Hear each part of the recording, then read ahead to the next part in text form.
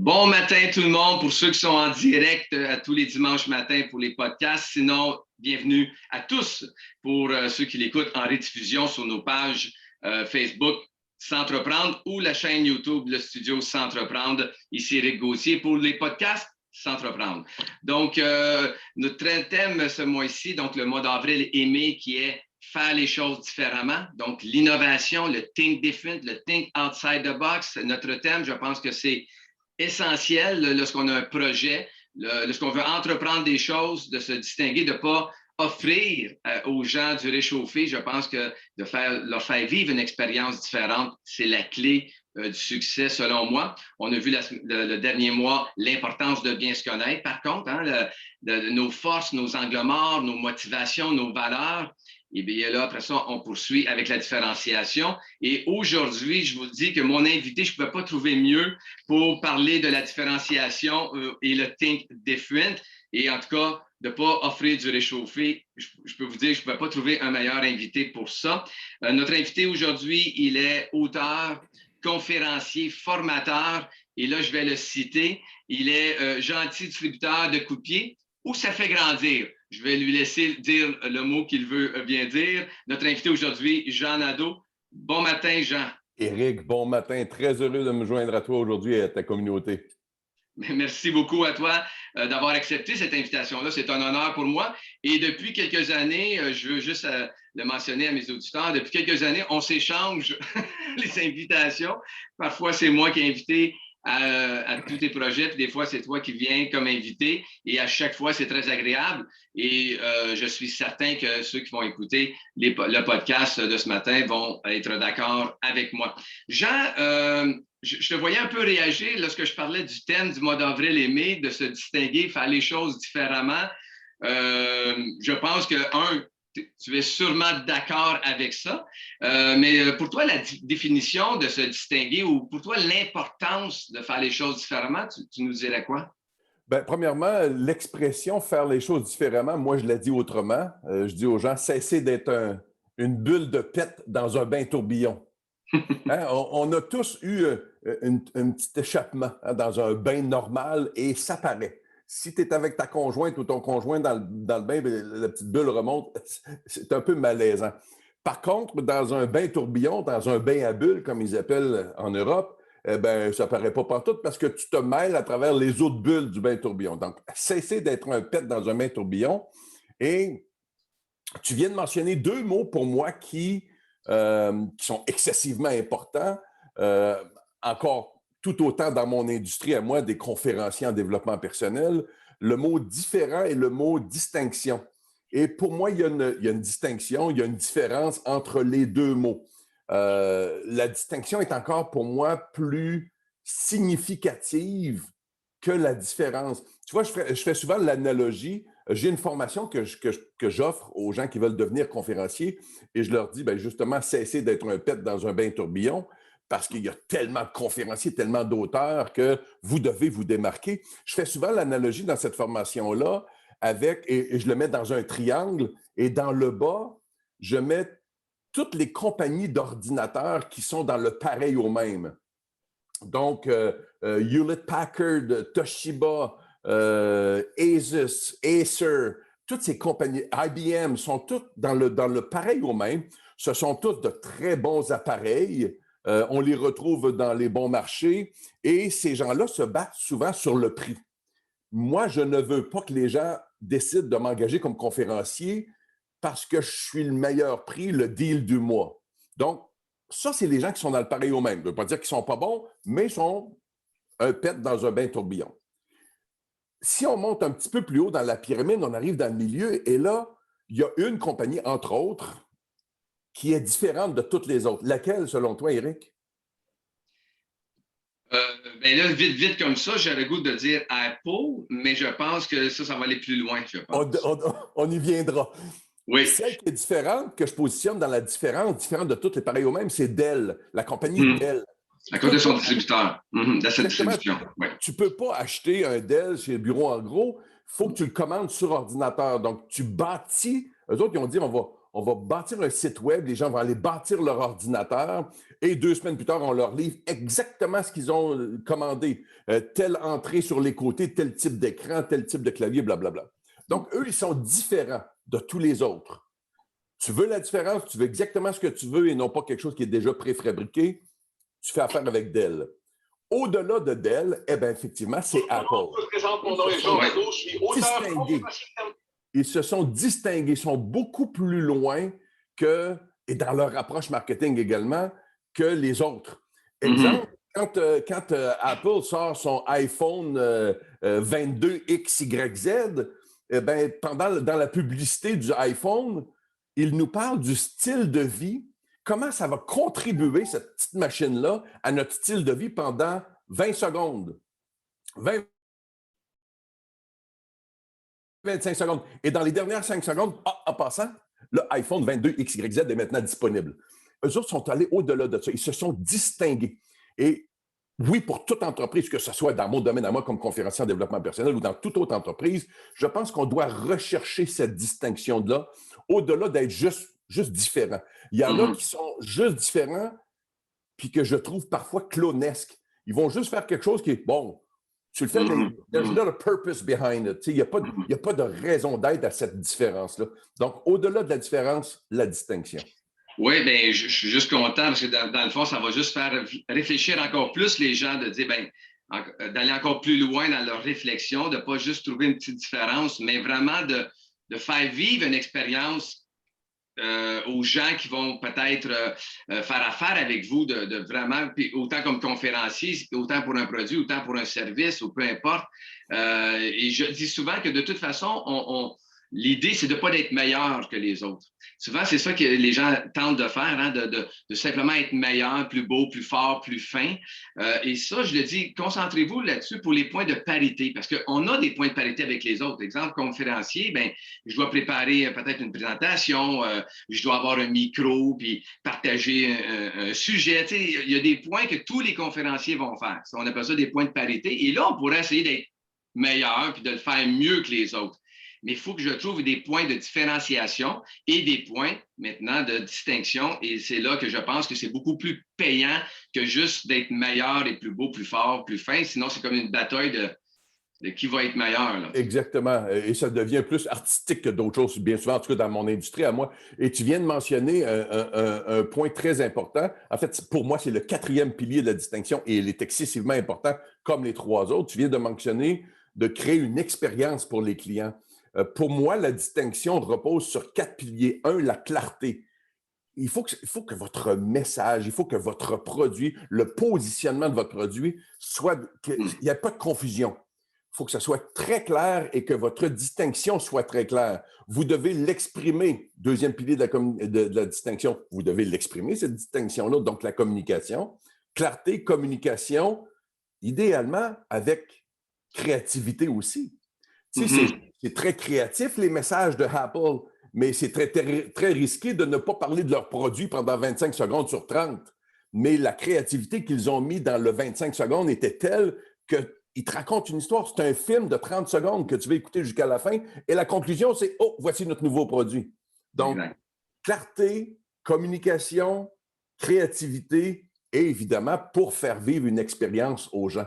Donc, ce sont ces 4 piliers-là qui, à mes yeux, sont excessivement importants pour atteindre cette distinction-là. Et vois-tu, dans mon cas, moi, comme conférencier, tu dis, ouais, moi aussi, j'ai un PowerPoint, moi aussi, mes petits souliers sont bien cirés, moi aussi, j'ai le toupette bien arrangé, puis je change de lunettes à chaque conférence. Mais au-delà de ça, que tout le monde peut faire au niveau différence, au niveau de ça, au niveau de distinction, je suis probablement le seul pour qui, à la fin des conférences, les gens sortent de la conférence et le commentaire qu'ils ont, c'est « Il m'énerve. Il m'énerve, mais je vais aller y réfléchir. Il m'énerve parce que je viens de leur mettre en pleine face un paquet de choses qui les rend inconfortables, parce que c'est ça mon approche, rendre les gens inconfortables. Quand avez-vous fait un changement dans votre vie alors que vous étiez confortable? Donc, ça fait 90 minutes que je leur mets de l'inconfort d'en face. C'est sûr que je les énerve, mais quand ils vont repartir, puis ils vont partir avec leur inconfort ici, ils vont aller y réfléchir. Et c'est ça le rôle d'un conférencier. Donc, ma distinction va, entre autres, sur cette ce feeling-là, cette expérience-là que je laisse aux gens, qui n'est pas une expérience de « oh, on a soufflé des ballons, on est monté sur des chaises, on s'est tapé dans les mains ». Non, non, non. C'est des propos que j'ai émis, que je sais qu'il va atteindre les gens, puis ils partent avec leur inconfort. Je les énerve, mais ils vont les réfléchir. Oui. Mais je voulais justement te demander, dans ton cas à toi, c'était quoi la distinction? Et tu as répondu avant même la question, on voit à quel point tu es habile pour voir qu'est-ce qui s'en vient. Est-ce que pour toi, la distinction, pour les premières réflexions, pourrait d'abord te dire qu'est-ce qui, moi, me distingue des autres? Si la personne ne sait pas, en tant que personne, si elle a des valeurs, un positionnement dans la vie, son histoire ou peu importe, là, je pense que ça part premièrement de la personne. Puis je dis souvent, si vous êtes capable de partir de vous, c'est déjà un bon départ. Parce que de toute façon, vous êtes comme entrepreneur différent ou une personne différente des autres entrepreneurs. Donc, vous avez vos valeurs à vous, votre pensée à vous, vos réflexions à vous. Donc, misez là-dessus. Des fois, je dis même pas à la blague, mais au contraire, je pense que ça serait une bonne idée que le concurrent ou le compétiteur ou l'autre, s'il voudrait faire comme vous, il n'y aurait pas d'autre choix de vous engager, vous. Il faut que ça parte de là. Qu'est-ce que tu en penses? Ben, écoute, je ne peux pas être plus d'accord avec ça que toi. Je ne peux pas être plus d'accord avec toi sur ça que ça. Bref, je suis très d'accord avec toi. mais dans ma formation pour les futurs conférenciers, je leur dis, dans leur quête de définir leur distinction pour y donner vie par la suite, je leur dis, cessez de regarder en avant pour trouver votre distinction, regardez en arrière. Je leur fais faire un exercice qui s'appelle la ligne de vie. Et ça, c'est un exercice qui les rend excessivement inconfortables. Ce sont tous des gens dont 30 ans, 40 ans, 50 ans. Et là, je leur dis, retournez en arrière. Établissez les 10 événements les plus importants de votre vie, réduisez ça à 3, réduisez ça à 1. Et fort probablement, dans 90% des cas, ce que vous allez aller parler sur scène, ce dont vous allez aller parler sur scène dans votre unicité, dans votre distinction, repose à quelque part sur ça. Moi, je parle du sens des responsabilités. Jusqu'à l'âge de 50 ans, ça a été la faute de tout le monde, sauf de moi. C'est tout le temps la faute de quelqu'un d'autre, sauf de moi. À partir du moment où je me suis rendu compte que ma vie était de ma faute, dans la majorité des cas, c'est ma responsabilité. Ce sont les conséquences de mes pensées, mes paroles et mes actions qui font qui je suis aujourd'hui. Ben, j'ai pris cette responsabilité-là et c'est ça dont je vais parler. Mais la non-responsabilité que j'ai prise pendant les 50 premières années de ma vie, quand je retourne en arrière, je la retrouve là.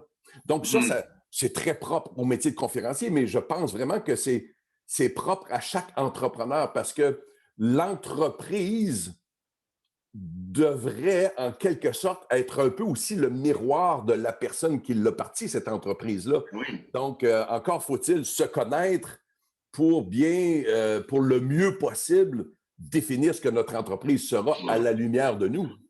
Tout à fait. Je dis souvent, ayez assez de respect de votre projet pour vous donner de vous aussi dans ce projet-là. Puis, tu sais, collez-vous à votre projet. Puis, de toute façon, les gens sont beaucoup plus intéressés. Mais je sais que tu connais un peu les TED Talks et tout ça, là. Mais un des auteurs que tu connais sûrement, là, M. Sinek, là, Start with your why, puis Find your why et tout ça, là. Et puis, mais il y a quelque chose d'intéressant là-dedans, c'est que les gens sont bien plus intéressés sur le pourquoi tu fais les choses que sur le comment tu les fais, puis sur le quoi tu fais. Mais je peux te dire, Jean, pour côtoyer depuis 10 ans des centaines de personnes qui tentent de partir des projets, soit personnels, professionnels, mais surtout dans mon cas, des projets entrepreneuriaux, je me rends compte que de trouver ce pourquoi-là, là, ils ont bien de la misère. Et je pense que s'ils partent d'eux-mêmes, de se dire pourquoi toi tu veux faire ça. Puis les gens vont embarquer avec toi parce que c'est plus intéressant de savoir pourquoi tu fais les choses, puis en partant de toi, que de savoir que tu vends une tasse ou des crayons ou que tu as une conférence. Tout à fait, tout à fait. Et ça, ben, justement, ça ne se trouve pas en avant de nous, ça se trouve souvent en arrière de nous. Le pourquoi on fait quelque chose se trouve beaucoup plus souvent dans notre histoire. Mais bon, les gens ne veulent pas retourner là parce que souvent, ils ont une histoire. Mais tu sais, il y a des conférenciers, conférencières en devenir que je suis en train de former qui en ont pleuré toute qu'une shot, comme on dit en bon québécois, à retourner en arrière, mais qui ont dit, OK, c'est pour ça que dans le fond, je veux parler de telle chose. c'est lié à ça, à mon viol collectif, à mon les 3 séparations de mes parents, peu importe quoi. Puis c'est pas obligé d'être toujours ultra dramatique non plus, mais on monte sur scène, nous les conférenciers à tout le moins, pour aller parler de choses sur lesquelles on travaille encore aujourd'hui et qui datent d'il y a un petit bout de temps. Donc oui, définitivement que l'introspection pour tout entrepreneur est excessivement importante. Puis le mois, je le répète pour nos auditeurs, Jean, tout le mois d'avril et mai, jusqu'à mi-mai, le thème, c'est la distinction, la différenciation et tout ça. Et on va regarder d'autres outils qui peuvent aider, mais le premier outil, comme on le mentionne, c'est bien se connaître. On va parler du modèle d'affaires, qui est un outil qui peut aider à innover aussi, au lieu de faire un plan d'affaires, arrêtez de faire un plan d'exécution quand vous n'avez pas fini d'explorer votre idée. Donc, l'exploration, je pense que c'est important. Et il y a une autre chose que tu as mentionné tantôt, ça m'y fait penser avant de l'oublier parce que je suis TDA, fait que ça se peut que j'oublie mes idées. C'est pour ça qu'on s'entend bien, oui. Il n'y a pas de problème. Tu disais tantôt, think out of the box. Oui. Mais des fois, c'est pas tant thinking out of the box. Des fois, c'est le box qui n'est pas bon non plus. Ah, tout à fait. Hein, des fois, changer de boîte aussi. Change de boîte. Ben oui, tout à fait. Exact. Je dis souvent que c'est pas un échec de changer de boîte en exploration. C'est pas un échec de se rendre compte que ce qu'on était pour mettre en place ne fonctionnera pas ou n'aura pas cette distinction-là. Puis, parce qu'on part toujours d'une idée, puis il y a beaucoup de gens qui peuvent être en amour à notre idée. Mais est-ce qu'ils vont sortir de leur carte de crédit éventuellement pour payer ce que tu es en train de mettre en place? Là, on a un énorme gap entre les deux, surtout quand on s'informe auprès de notre marché chaud, que j'appelle, ou les gens qui nous aiment, de notre idée. Tout le monde est encore plus en amour avec notre idée. Mais le commun des mortels, ou le monsieur, madame, tout le monde, ou l'étranger, est-ce que lui va payer? Est-ce que l'idée est devenue une opportunité?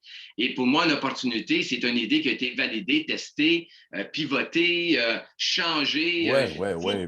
Puis moi, je suis probablement, on s'en est souvent parlé. Moi, j'ai ma distinction aussi.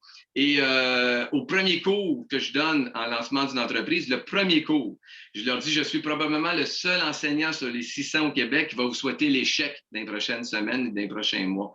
Parce que ce que je veux, c'est de devenir votre plus grand fan pour que vous soyez encore là dans un an ou deux. Vous avez passé à travers la période la plus difficile et que vous êtes encore là. Donc, et c'est un des... Tu sais, l'échec, là, je comprends qu'on parle de différenciation, mais là, tu ouvres la porte de l'échec. C'est un des plus importants problèmes que je vois actuellement dans notre société pour la société qui s'en vient. On est en train de voler à notre société future, donc nos enfants, on est en train de leur voler cet apprentissage-là qui pourrait faire de l'échec. Parce qu'on veut, pour leur petit cœur, hein, pour les protéger, on veut les extraire de l'échec ou les éloigner de l'échec. Tu sais, je prends souvent le même exemple. Là. Il y a des clubs sportifs, des associations sportives qui, après un certain gap, là, un certain écart de points, il y a l'équipe A a compté 25 points, puis l'autre a compté 1 point. C'est 25-0. Il ferme le tableau indicateur pour cesser de ridiculiser l'autre, à savoir que c'est 25-0 ou 25-1. Non. Aller jusqu'au bout de l'échec, c'est probablement le plus grand professeur qui soit le coach de l'équipe qui est en train de se faire planter 25-1. Il faut qu'il trouve ce langage-là pour aller voir son monde et dire « Hey, on a mangé une tabarnouche, hein? Voyons ce qu'on peut apprendre là-dedans. » Et on n'invente rien, toi puis moi, là, c'est l'accumulation de ces échecs-là et des apprentissages dans chaque échec qui font de nous la personne qu'on est aujourd'hui puis qui va peut-être finir par réussir. On a-tu besoin de vous expliquer ça? On n'a pas tous eu juste une blonde dans notre vie ou un chum dans notre vie. On en a eu quelques-uns, quelques échecs. On a appris à chaque fois en se rappelant toujours que nous sommes le dénominateur commun de chacun de ces échecs-là. Donc, ça revient à se regarder dans le miroir. Le miroir est pour, autant dans notre vie personnelle que professionnelle, le miroir est sûrement l'outil le plus puissant qu'il puisse y avoir. Quand on est honnête envers nous-mêmes dans le miroir. Exact. D'où l'importance de partir de soi pour tout le reste et de bien se connaître. Puis autant nos forces comme un peu un athlète, mais aussi nos angles morts. J'aime parler des angles morts. Donc, des fois, juste des fois de checker, voir, y a-t-il un problème avec ça? Je sais que la comptabilité, c'est pas ma force. Je sais que les ventes, c'est pas ma force. Je sais que de vérifier à gauche et à droite, puis de s'entourer. Puis je pense que quelqu'un qui est en confiance, c'est quelqu'un qui est capable de s'entourer de gens meilleurs que lui. Hey, Eric, George Bush a été président des États-Unis à 2 mandats de suite. George W. Il était probablement le plus grand cruchon de sa famille. C'est Jeb Bush qui aurait dû être là parce que Jeb Bush, il est intelligent. George W., c'est un bon Jack, c'est un rancher, c'est un bon monsieur, mais probablement pas le pogo le plus dégelé de la boîte. Mais il s'est entouré de bonnes personnes à un point tel qu'il a été réélu pour un 2e mandat. My God.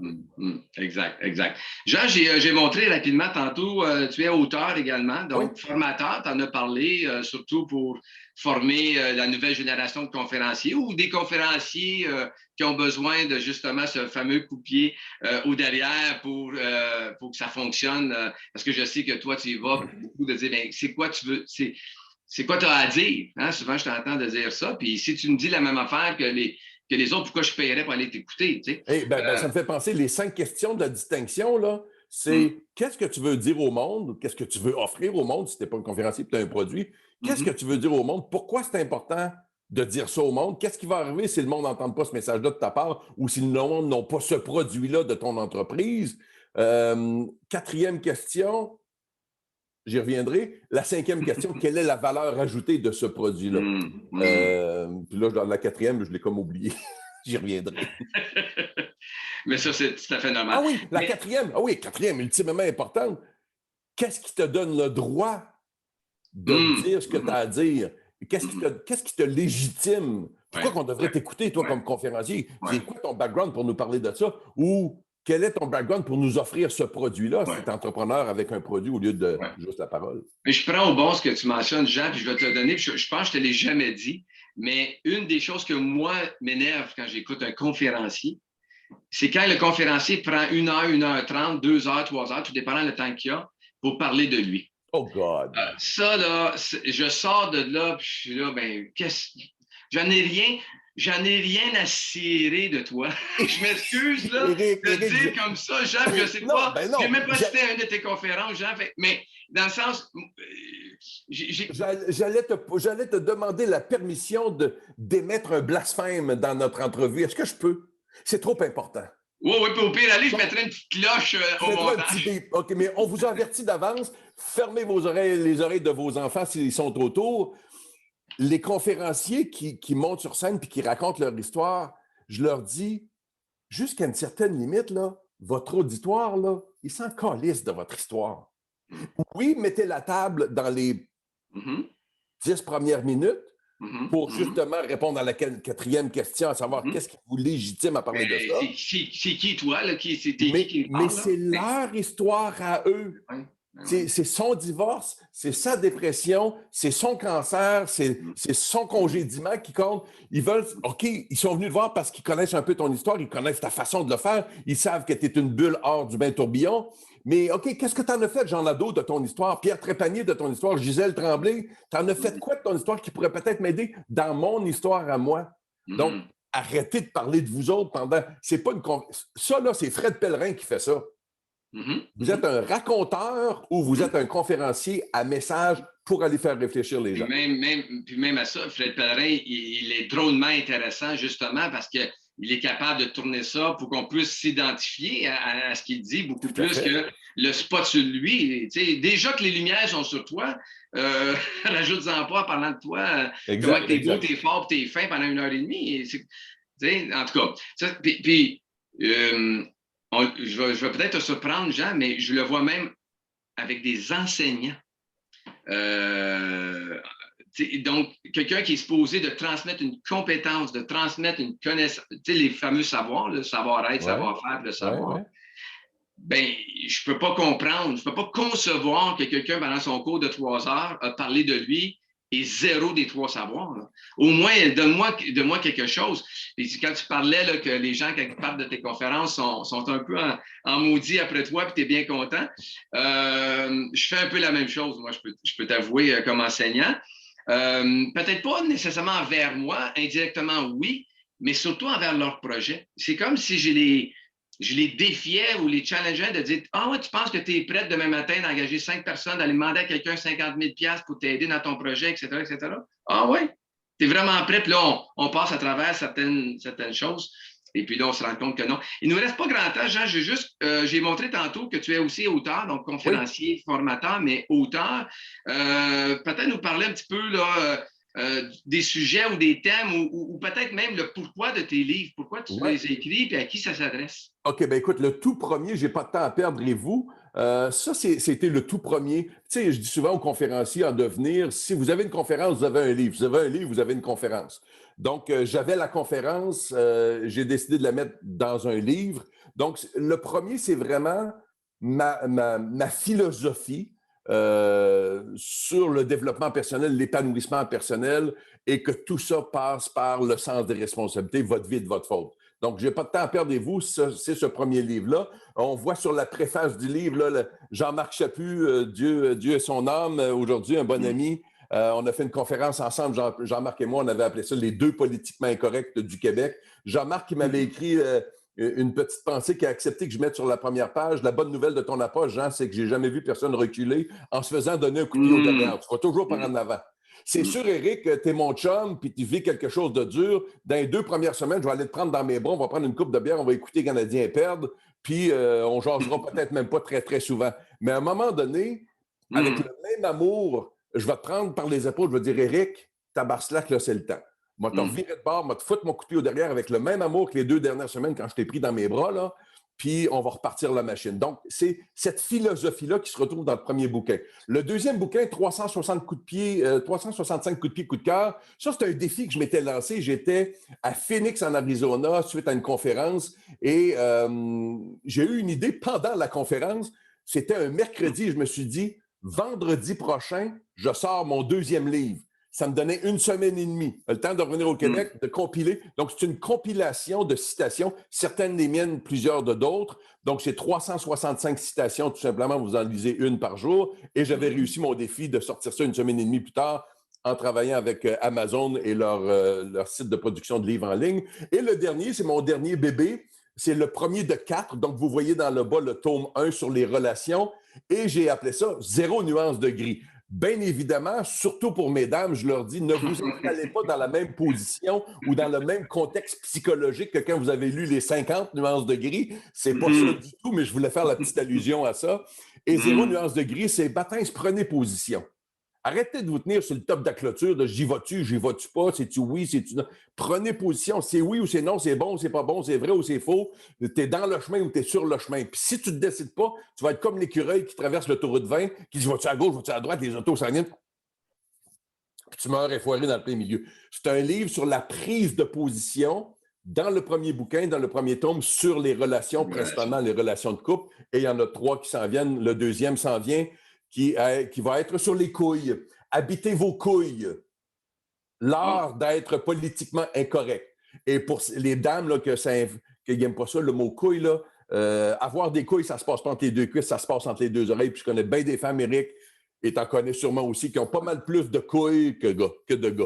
Ouais. Donc, c'est le premier de 4. En tout cas, si les gens n'étaient pas trop certains de mon invité aujourd'hui, c'est la distinction et la différence, ils viennent de s'en rendre compte déjà pas mal. Puis je savais qu'est-ce qui m'attendait. Et en passant, il y a quelque chose que tu ne sais pas, Jean, mais que je vais te l'annoncer en même temps que je le dis à tous mes auditeurs. Dis-moi ce que je ne sais pas de toi. Bien, puis ça va peut-être t'honorer beaucoup.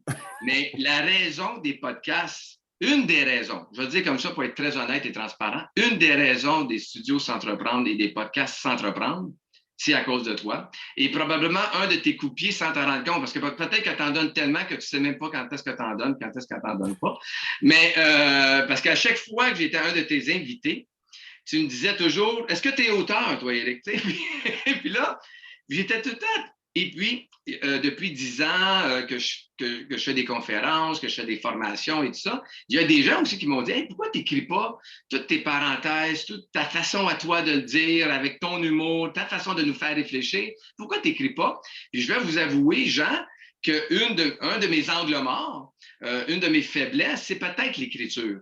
Je m'améliore beaucoup dans mes dernières années. Je prends des cours de français même dernièrement parce que je pense que faut faire attention à nos fautes écrites, mais on en fait aussi oralement des fautes. Donc, j'essaie le plus possible de m'améliorer parce que je pense que le message passe toujours mieux lorsque c'est clair et sans faute. En tout cas, le plus possible, du moins, même si c'est une belle langue avec quelques exceptions parfois qu'il faut faire attention. Mais tout ça pour dire que ça m'a trotté dans la tête beaucoup les 2-3 fois que tu m'as mentionné ça. Et puis, je suis là, ben pourquoi je le fais pas? Puis, j'étais un peu gêné de dire que non, je ne suis pas auteur. Puis, j'avais l'impression d'être le syndrome de l'imposteur d'un de tes invités, mais qui n'est pas auteur. Puis, ça me fatiguait. Puis tout d'un coup, je me suis dit, ben je vais y aller, mais avec ma force à moi, qui est la communication. Et je vais commencer des podcasts. Je vais me lancer. Je vais exécuter, quand tu disais tantôt là, dans ton livre, là, à un moment donné, il faut passer à l'action. Ben c'est ça. Et puis, j'ai dit, bon, les premiers podcasts, un peu tout croche, puis ça allait moins bien. Mais je me suis lancé. Mais c'est un peu grâce à toi, ces podcasts-là. Et sais-tu quoi? Mais c'est tellement facile. Tu sais comment j'ai écrit mes 3 livres? En fait, les 2. Le premier et le dernier, celui du milieu, c'est des citations. Je l'ai écrit avec ça. Et comment avec ça? Avec le petit outil, tu sais, sur Facebook, là, pas Facebook, oui. mais sur. Tu as un petit calepin jaune là, où tu peux écrire des notes. Et il y a un petit micro en bas ici, là. Et quand je pèse dessus, ça dit Bonjour Éric, virgule, très heureux de notre rencontre. Point d'exclamation.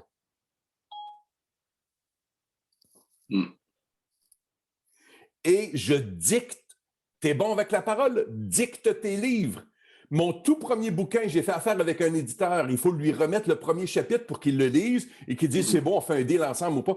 Et quand il l'a lu, il m'a appelé Jean, j'ai lu ton premier chapitre, c'est bon, on va faire business ensemble. Mais sais-tu quoi? J'avais l'impression de t'entendre quand je te lisais. Et j'ai dit, est-ce que ça se peut que ce soit parce que j'ai dit mon livre, parce que je le dicte ici, je m'envoie ça sur Word, là, je fais les corrections jusqu'à ma limite d'être un correcteur, je le fais corriger par quelqu'un d'autre après, puis c'est fait, le livre est parti. Donc, si tu as la facilité de parole, oui, les podcasts, mais fais de tes podcasts des enregistrements écrits, puis mets ça dans un livre. Oui, c'est une bonne idée. Oui, mais c'est vrai qu'il y a une différence. Il y a des gens qui ont une plume littéraire, là, dans le sens qu'on n'a pas l'impression qu'ils écrivent comme ils parlent. Là. Donc, je voulais aussi faire attention à ça parce que c'est souvent la façon que j'écris, moi, c'est comme ça. Là, c'est comme j'écris comme je parle. Donc, j'avais l'impression qu'un livre ne pouvait pas être fait comme ça, mais là, tu viens de me remettre en réflexion, Jean, par rapport à ça. Un autre coup de pied derrière. Ah ouais, par là. Ah ouais, par en avant, par exemple. Là. Ah ouais, par en avant, puis fais-le, là. Oui, c'est ça. Gentil, par exemple. Un gentil. Ben oui. Merci, et je suis certain, Jean, qu'aujourd'hui, tu n'as pas laissé personne indifférent. Parce que je sais que c'est un peu ton vœu à chaque fois. Tu le fais pour cette raison-là. Tu le fais.